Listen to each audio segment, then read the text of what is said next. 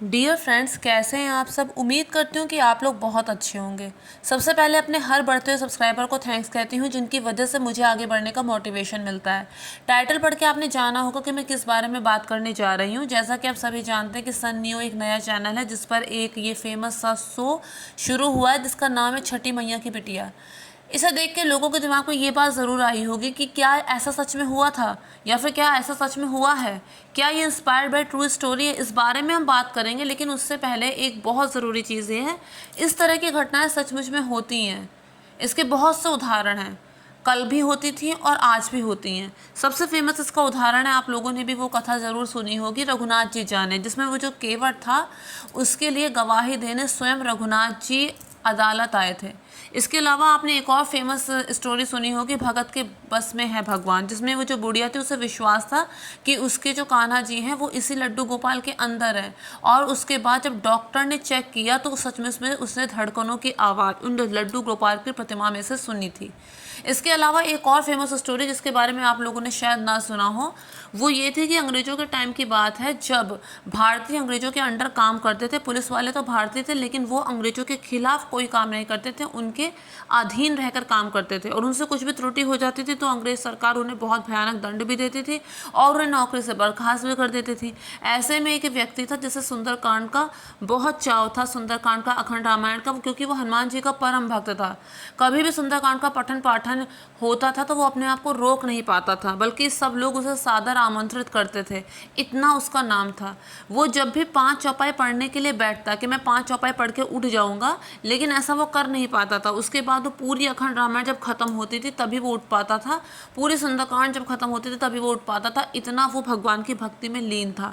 एक बार ऐसे ही होता है, उसे अपने टाइम पे अपने काम पे पहुंचना होता है, कार्यालय पहुंचना होता है, लेकिन वो पहुंच नहीं पाता क्योंकि रास्ते में कहीं पे सुंदरकांड का पाठ हो रहा था और ज़बरदस्ती उसे वहाँ बैठा लिया जाता है। सोचता है वो कि 5 चौपाई पढ़ के उठ जाऊंगा, लेकिन ऐसा हो नहीं पाता और वो 5 चौपाई कब पूरी सुंदरकांड में बदल जाती है उसे खुद भी पता नहीं चलता। और उसके बाद वो अपने कार्यालय नहीं पहुंच पाता। अगले दिन उसे लगता है कि उसे अब तो नौकरी से पक्का बर्खास्त कर दिया जाएगा, वो भी ऐसे वैसे नहीं, पूरी तरह से अपमानित कर कर। लेकिन जब वो वहाँ जाके देखता है तो उसके रजिस्टर में उसके हस्ताक्षर पहले से हो रखे होते हैं। उसके मुंह से सिर्फ इतना निकलता है कि मुझ दीन के लिए इतना कष्ट क्यों उठाया हनुमान जी।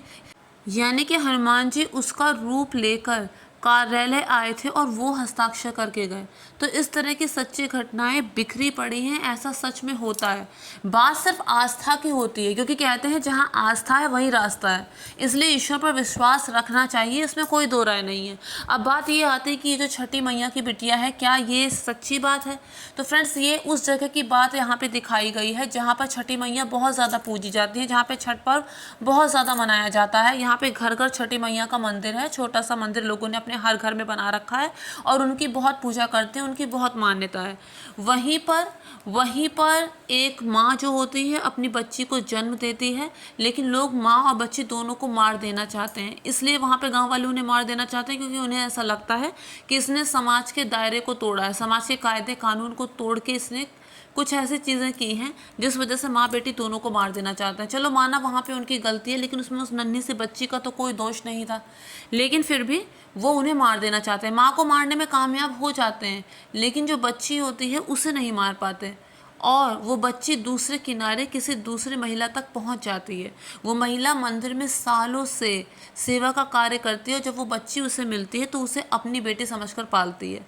अब गांव में तो सबको पता है कि वो उसकी खुद की बेटी नहीं है, वो उसे नदी किनारे से मिली है। तो जिस वजह से जैसे जैसे वो लड़की बड़ी होती है उसको भी ये बात पता होती है कि वो अनाथ है, और जिस वजह से लोग उसे बहुत उल्टा सीधा बोलते हैं। लेकिन उस पर छठी मैया की कृपा हमेशा होती है, क्योंकि उसकी माँ छठी मैया की बहुत बड़ी भक्त होती हैं और जिस वजह से छठी मैया हमेशा साए के तरह उसके साथ रहती है। उसके जीवन में दुख कष्ट तो बहुत होता है, लेकिन उससे बाहर निकलने की शक्ति भी उसे छठी मैया देती हैं, उसे धीरज भी छठी मैया बंधाती हैं।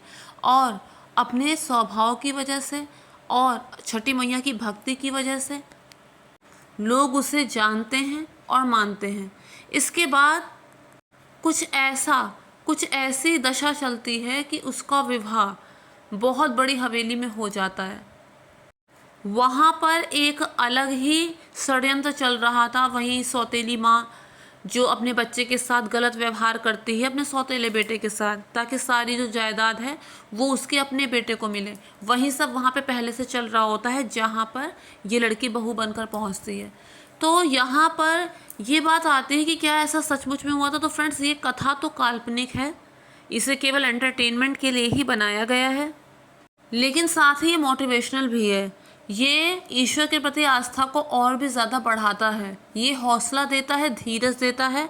और मैं तो ये कहूँगी कि जो सड़े हुए सीरियल, जो सास बहू और साजिश जिस तरह के सीरियल देखते हैं, उनसे कुछ भी हासिल होने वाला नहीं है, बल्कि दिमाग ही ख़राब होने वाला है। लेकिन ये सीरियल जो है वो ईश्वर के प्रति आपकी आस्था को भी बढ़ाएगा और मन में एक उम्मीद भी जगाएगा। तो आप चाहें तो इसे देख सकते हैं। और रही बात ये कि ये ट्रू स्टोरी है या नहीं, तो ये ट्रू स्टोरी नहीं है। तो फ्रेंड्स, मैं उम्मीद करती हूँ कि आप लोगों को मेरा वीडियो पसंद आएगा। और अगर आपको मेरा वीडियो पसंद आए तो मेक श्योर मेरे चैनल को सब्सक्राइब, वीडियो को लाइक और शेयर ज़रूर कीजिए। Thank you friends, thank you so much.